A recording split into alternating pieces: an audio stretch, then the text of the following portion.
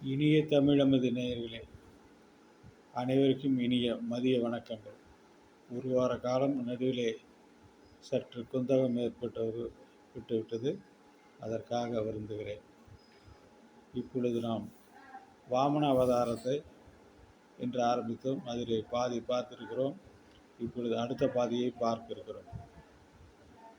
அதாவது அவர் வாமன அவதாரத்தை எடுத்தவர் ஸ்ரீ விஷ்ணு பிரான் என்பது நம்ம எல்லோருக்குமே தெரியும். அவர் உருவத்திலே இருந்து கையிலே தட்டத்தையும் குடையும் தீர்த்தம் நிறைந்த கமண்டலத்தை மேந்தி கொண்டு தேஜசால் ஜொலித்து கொண்டு நுழைந்த வாமனரை கண்டு மகரிஷிகள் எழுந்திருந்து மரியாதை செய்தார். மகாபலி இவரை வரவேற்று ஆசனம் கொடுத்து அமரச் செய்தார்.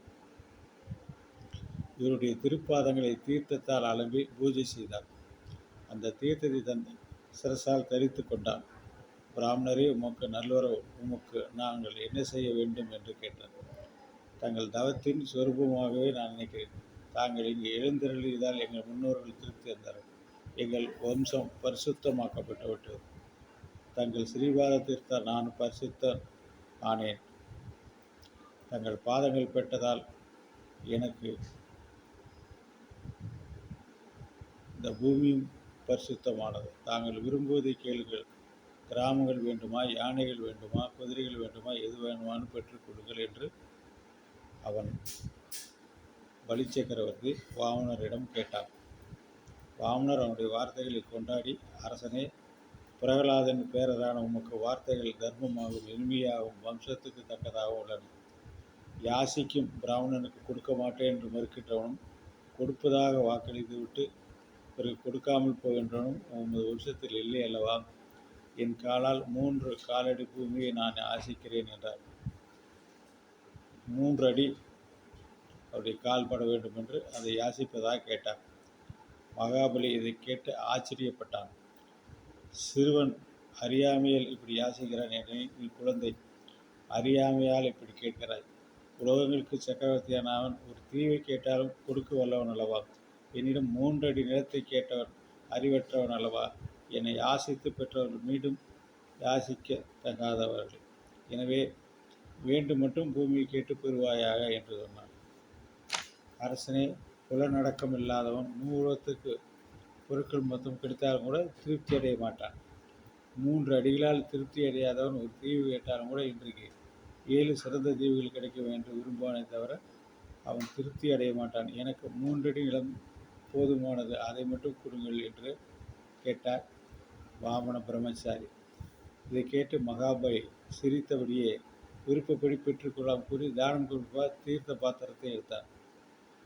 அப்பொழுது சுக்கராச்சாரியார் மகாபலியை பார்த்து, விரோசனன் மகனை, சிறுவன் தேவர்களின் நன்மைக்காக கஷ்யபருக்கும் அதிதிக்கும் பிறந்த சாட்சாத் மகாவிஷ்ணுவையா வரப்போகிற அனர்த்தத்தை தெரிந்து கொள்ளாமல் வாக்களித்துள்ளாய்.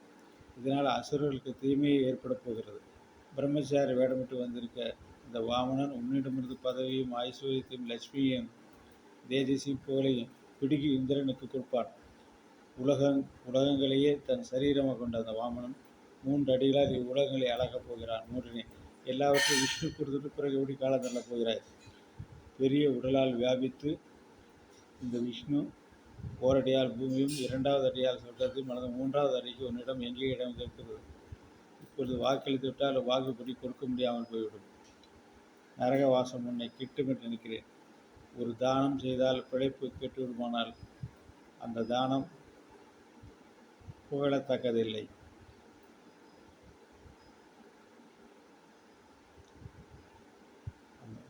ஏனென்றால் உலகத்தில் பிழைப்பு இருப்பவனுக்குத்தான் தானம் தவம் யாகும் மற்ற நற்காரியங்களும் சொல்லப்பட்டன. தான் சம்பாதித்த செல்வத்தை 5 பாகங்களாக்கி தர்மத்துக்கு ஒரு பங்கு, புகழுக்கு ஒரு பங்கு, செல்வம் சம்பாதிக்க ஒரு பங்கு, தான் சுகமாய் வாழ ஒரு பங்கு, உற்றார் உறவினர்களுக்கு ஒரு பங்கு என்பது செல்வி செய்வன் இகத்திலும் பரத்திலும் சந்தோஷமாக இருப்பார். மகாபலி, ரிக்வேத மந்திரங்களில் சொல்லப்பட்டதை கூறுகிறேன் கேள். யாசித்தவனுக்கு ஆகட்டும் என்று அங்கீகரித்து சொல்லப்பட்டது எதுவோ அது சத்தியம் எனப்படும். யாசகனுக்கு எல்லாவற்றையும் கொடுப்பதற்கு ஆகட்டும் சரி என்று சொல்பவன் தான் சுகமாய் இருக்க மாட்டான் என்றார். வாமனருக்கு தீர்த்தம் பார்த்து மூடி தானம் கொடுக்க வேண்டாம், அதனால் பலிக்கு தாழ்வே ஏற்படும் என்பதை இப்படி விளக்கமாக கூறினார் ஆச்சாரியரான சுக்கராச்சாரியார். சுக்கராச்சாரியார் பேசி கேட்டு மகாபலி யோசித்தான். தன் நிலைமை புரிந்தது. எது செய்ய வேண்டும் என்று யாசித்து ஒரு முடிவுக்கு வந்தான். பிறகு சுக்கராச்சாரியை பார்த்து, குருதேவரே, அர்த்தம், காமம், புகழ், பிழைப்பு எல்லாவற்றையும் ஒருபோதும் கொடுக்காது எதுவோ அதுவே இல்லறத்தார்கள் கடைப்பிடிக்க வேண்டியது. தாங்கள் கூறியது உண்மைதான். ஆனால் பிரகலாதன் பேர் நான் கொடுக்கிறேன் என்று வாயால் சொல்லிவிட்டேன். அதை பிறகு எப்படி நிராகரிப்பேன்? பொய் சொல்வதை காட்டிலும் பெரிய பாவம் இல்லை. வஞ்சிப்பதற்காக பொய் சொல்லும் மனிதனை தவிர மற்ற எல்லாவற்றையும் சகித்து கொண்டு தாங்க என்னால் முடியும் என்று பூமியை சொல்லியிருக்கிறார் அல்லவா? நரகத்துக்கு பயப்படுவதற்கு மேல் அதிகமாக பிராமணனை ஏமாற்றுவதற்கு பயப்படுகிறேன். பலிச்சக்கரத்தை கூறுகிறார். நான் வறுமைக்கோ துயரத்துக்கோ பதவி போவதற்கோ ஏன் மரணத்துக்கு கூட பயப்படவில்லை. இவ்வுலகத்தில் ஒருவன் இருக்கிற பணம் முறையெல்லாம் அவன் உயிரோடு இருக்கும் வரைதான். இறந்த பிறகு கட்டாயம் விட்டுவிடப் போகிறது. அப்படி இருக்கும்போது ஏன் உயிரெடுக்கும்போது தானே பிறர் கொடுத்து விடக்கூடாது? பிராமணனுக்கு திருப்தி ஏடும் வண்ணம் அவன் கேட்டு முழுமையாக கொடுக்காவிட்டால் அந்த தானத்தால் பயன் என்ன? சாதாரணமான ஒரு யாசனம் கொடுப்பதால் ஏழ்மை ஏற்பட்டாலே அது மங்களமானதாக. குருதேவரை தங்களை போற்றவர்கள் யாகத்தால் யாரை ஆராதிக்கிறார்களோ அந்த பகவான் தான் இவர் என்னும்போது வரமொழிபுரான் இவருக்கு அசுர விரோதியே ஆனாலும் அவர் யாசித்த பூமியை கொடுக்கப் போகிறேன். நான் குற்றமற்றவன். என் விஷயத்தில் தர்ம விரோதமாக இவர் ஏதேனும் செய்தால் கூட பிராமண சரீரம் கொண்ட இவரை நான் இம்சிக்க மாட்டேன் என்று கூறினார் மகாபலி. தன் வார்த்தைகளுக்கு மதிப்பில்லாமல் மீறி செயல்பட முடியும் மகாபலியிடம் சீற்றம் கொண்டு தெரியாதவனாக இருந்து எல்லாம் தெரியும் என்ற அகங்காரத்தோடு என்னை அலட்சியம் செய்து நீ விரைவில் லட்சுமியை இழப்பாய் என்று சபித்தார். அதை கேட்ட பிறகு மனம் சலியாத வாமனருக்கு தானம் கொடுத்தான் மகாபலி. மகாபலி மனைவி வித்யாவலி காலால் அலம்பும் தீர்த்தம் நிரம்பி தங்க சொம்பை எடுத்தார். அதனால் வாமனுடைய இரு பாதங்களுமே அலம்பி அந்த தீர்த்தத்தை தன் தலையில் தரித்து கொண்டான் மகாபலி. அப்போது வானில் தேவர்கள் என்று மகாபலியின் செயலை பார்த்து புஷ்பமாறி பிடிந்தார்கள். துந்தபி வாத்தியங்கள் ஒழிக்க கந்தர்களும் கிண்ணர்களும் கிம்புருஷர்களும் பாடினார். அப்போது வாமனுடைய உருவம் அற்புதமாக வளர்ந்தது. அந்த வளர்ந்த உருவத்தில் விஷ்ணு, மண்ணும் சப்த சமுத்திரங்களும் தேவர், மாண்டவர் முதலானவர்களும் தெரிந்தார்கள். மகாபலி அந்த விஸ்வரூபத்தில் காலடியை, ரசாதலம் முதலான உலகங்களையும், கால்களில் பூமியையும், முழங்கால்களில் மலைகளையும், மூட்டுக்கால்களில் பறவைகளையும், தொடையில் மருத்கணங்களையும் பார்த்தான். அந்த பிரபுவனுடைய ஆடையில் சந்தியாதேவியும், முக்கியத்தில் பிரஜாபதியும், பின்பாகத்தில் தன்னையும் சேர்த்து கொண்ட வாமனரை பார்த்து ஆயுதங்களை கொண்டு வந்தார்கள். விஷ்ணுவின் தொண்டர்கள் சிரித்தபடியே எதிர்த்து அசுரர்களை கொன்றார்கள். மகாபலி அசுரர்களை தடுத்தார். குப்ரசியை, ராகவே, நேமி, என் வார்த்தையை கேளுங்கள், யுத்தம் செய்யாதீர்கள். இப்போது காலம் அனுகூலமாக இல்லை. காலத்தை மீறி வெல்ல யாராலும் முடியாது. நமது அனுகூலமான காலம் இருக்கும் தேவர்கள் நாம் வெல்லலாம். அத்தகைய காலத்தை எதிர்பார்த்தீர்கள் என்றான். மகாபலியின் பேச்சு கேட்டு அசுரர்கள் பிரசாதல உலகத்துக்கு போனார்கள். அதன் பிறகு கருடன் பகவானை உற்பத்தி அடைந்து பலியை வர்ண பாசங்களால் கட்டினான். ஐஸ்வர்யத்தை இழந்து வர்ண பாசத்தால் கட்டுண்ட நிலையிலும் ஸ்திரப்பிரதியோடு இருந்த பதவியை பலியை பார்த்த பகவான், பலியே, என் 3 காலடி பூமியை கொடுத்த 2 காலடியாக எல்லா பூமியும் வளர்ந்துவிட்டேன். நீ 3வது காலடிக்கு ஏற்பாடு செய். வாக்களித்த கொடுக்காவிட்டால் நரகமே கிட்டும். எனவே நீ ஆச்சாரிய அனுமதியோடு நரகத்துக்கு போவாயாக என்றது. இதை கேட்ட பலி பயமில்லாத தீரமாக, பகவானே, என் வாக்கு பொய்யாகாது. என் தலையில் தங்களுடைய 3வது காலடி வைங்கள். வாக்கு தவறிய அபகீர்த்திக்கு ஆளாக மாட்டேன். நான் அபகீர்த்திக்கு பயப்படுவ நரகத்துக்கும் பயப்படவில்லை. என் பதவியிலிருந்து தாழ்ந்து போனதற்கும் பயப்படவில்லை. வர்ணபாசத்தால் கட்டுண்டிருப்பதற்கும் பயப்படவில்லை என்று சொல்லிக்கொண்டு பிரகலாதரன் வந்தார். வர்ணபாசத்தில் கட்டுண்ட மகாபலி தன் தாத்தாவான் அவரை பார்த்தார். வர்ணபாசத்தால் கட்டுண்டிருந்தால் எப்போதும் போல அர்க்கிய பாதங்கள் அவரை பூஜிக்க முடியவில்லை. கண்களில் நீர் பெருக தலையால் வணங்கினார். பகவானை சஷ்டாங்கம் நமஸ்கரித்தார் பிரகலாதன். பின்னர், பகவானே, இந்திர பதவியானது தங்களாலே கொடுக்கப்பட்டது. இப்போது தங்களாலே திரும்ப எடுத்துக்கொள்ளப்பட்டது. அதுவும் நல்லதே. ஆத்மாவுக்கு மோதித்தம் ஐஸ்வர்யத்து இவன் நழுவும்படியாக செய்யப்பட்டது இவனுக்கு கிடைத்த அனுக்கிரகமாகவே நினைக்கிறேன். அப்போது பலியின் மனைவியான வித்யாவளி அருகில் வந்து கைகூப்பி தலை குனிந்தபடி பேசினார். பகவானே, எல்லா ஐஸ்வர்யத்தையும் கொடுத்து விட்டு இவரை விட்டுவிடுங்கள்.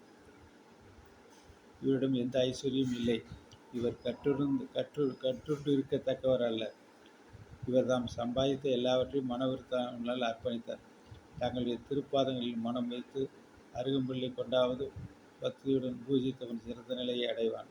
அப்படி இருக்கும்போது மனம் விருத்தமில்லால் உலகங்களையும் கொடுத்து பரம பாகவதான் இவர் இப்படி கஷ்டத்தை அடையலாம் என்று கேட்டார். பிரம்மதேவரும் அவ்வாறே கூறினார். பகவான் பிரம்மாவே, நான் யாருக்கும் அனுகிரகம் செய்ய விரும்புகிறேனோ அவனுடைய செல்வத்தை அழித்து விடுவேன். செல்வமதியாலே எவரும் என்னையும் உலகங்களையும் அவமதிக்கிறார்கள். கர்மவசத்தால் மாறி மாறி பிறந்து கொண்டிருக்கிறார்கள். அந்த ஜீவன் ஏதோ ஒரு சமயத்தில் தான் மனிதனாக பிறக்கிறான். அந்த மனித பிறவியில் கௌரவம், அழகு, படிப்பு, செல்வம், அதிகாரம், நற்குடி பிறப்பு போலியவற்றால் மமதை ஏற்படாது இருக்க வேண்டுமானால் அது என் அனுகிரகம். என்னிடம் பக்தி உள்ளவர்களே இவற்றுக்கெல்லாம் மயங்க மாட்டார்கள். மற்றவர்கள் மயங்குவார்கள். இந்த பலி வெல்ல முடியாத மாயையும் வென்றுவிட்டான். துயரம் வந்தபோது மயங்கவில்லை. இவன் சத்தியவான்.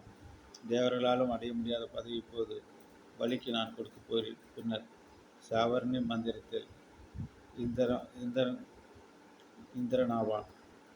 எந்த உலகத்தில் வசிப்பவர்களுக்கும் என் கடாட்சத்தில் மனக்கவலைகளும் உடற்பாதைகளும் சிரமம், சோம்பல், அவமானம் முதலிய தொந்தரவுகளும் ஏற்படவில்லை. அப்படிப்பட்ட சுதல உலகத்தில் சாவர்ணி மாவந்திரம் வரும் வரையில் பலி வசித்து கொண்டு இருக்கட்டும் என்றான். பிறகு பலியை பார்த்து பலியை சொர்க்கத்தில் இருப்பவர்கள் ஆசைப்படத்தக்க ஆனால் கிட்டாத சுதல உலகத்திற்கு உன் உறவினருடன் செல்வாய். உனக்கு நன்மை ஏற்பட்டது.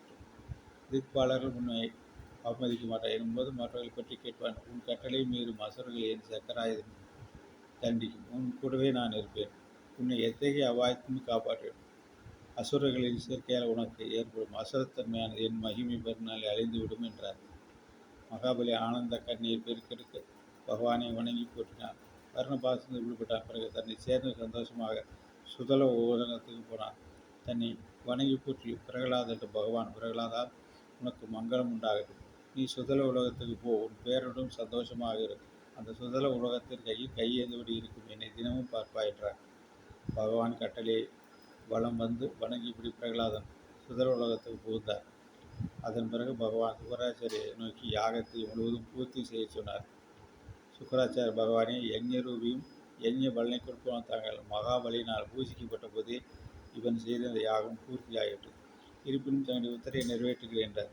இவ்வாறாக ஸ்ரீமன் நாராயணன் தேவேந்திரனுக்கு சொற்களத்தை மீட்டு தந்து அதிதேவியின் விருப்பத்தை நிறைவேற்றினார். அதிதி கஷ்யபரின் சந்தோஷத்துக்காக தேவர்கள், பிரஜாபதி, முரன், சிவன் முதலானோர் கூடி வாமனரை உலகங்களுக்கும் திக்பாலர்களுக்கும் தலைவனாக செய்தார். இந்திரனுக்கு தம்பியாதால் வாமனர் உபேந்திரர் எனப்படுகிறார். அனைவரும் விடைபெற்று தத்தம் இருப்பிடங்களில் சென்றார்கள். வாமனருடைய இந்த சரித்தை கூறிய சுகமுனிவர், பரிசித்து மன்னா, இச்சரிதம் கேட்பவர்கள் பயத்தை போக்கும். இது கேட்பவர் மேலான நிலையை அடைகிறார்கள். தேவ சம்பந்தமானதோ பித்ரு சம்பந்தமான மனித சம்பந்தமானதோ எதுவானாலும் அந்த கர்மாக்கள் செய்யப்படும் போது இந்த சரித்திரம் படிக்கப்பட்டால் அந்த கர்மாக்கள் நல்லபடி செய்யப்பட்டவைகளா என்று பெரியோர்கள் கூறுகிறார்கள் என்று சொன்னார்கள். இந்த அளவிலே இதை கேட்டு இருக்கக்கூடிய வாய்ப்பை பெற்றவர்கள் எல்லா விதமான சகல நன்மைகளையும் பெறுவார்கள் என்று கூறி இந்த அளவிலே இந்த வாமன சரித்திரத்தை நிறைவு செய்கிறோம். நாளைக்கு மச்சாவதாரம். நன்றி, வணக்கம்.